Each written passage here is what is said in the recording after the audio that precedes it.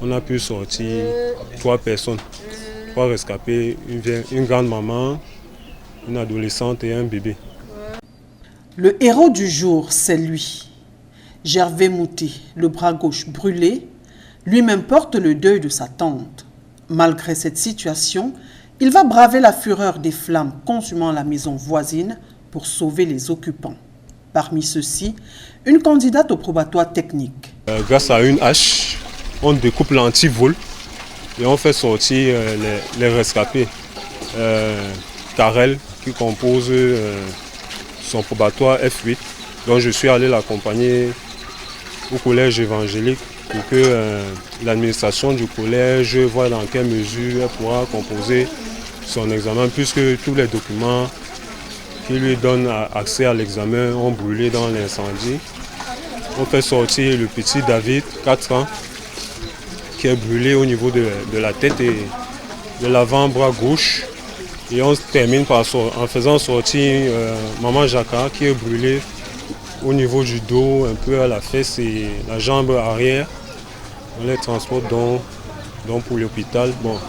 4 autres membres de cette famille n'auront pas la même chance. Ce sont une maman, ses 2 filles et son petit-fils de 7 mois. Nous avons 3 chambres avec une cuisine.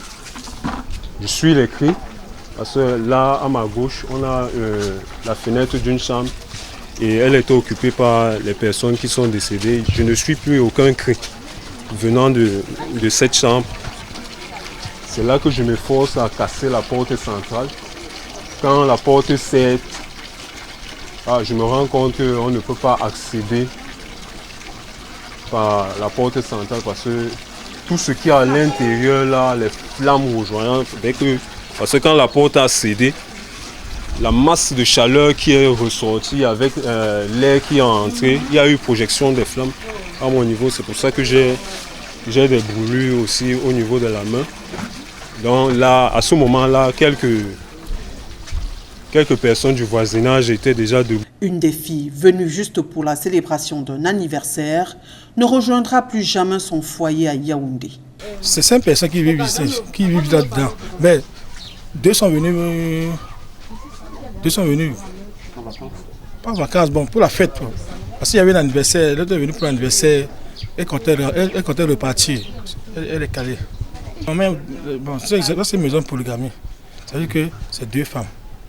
La maman est morte avec ses 2 enfants et son petit-fils. Et l'autre côté, l'autre maman est sortie. On a pu sauver l'autre maman. Avec son enfant aussi, et le petit-fils de l'autre qui est mort. C'est aux environs de 1h ce matin du 22 mai 2023, au lieu dit source du quartier, c'est à Newbel, dans le 2e arrondissement de la ville de Douala, que les voisins, alertés par les cris, vont essayer de secourir les membres de cette famille. L'arrivée des sapeurs-pompiers va circonscrire le feu qui, selon le voisinage, aurait pu embraser toute la zone du fait de la promiscuité. Les causes de cet incendie restent encore inconnues.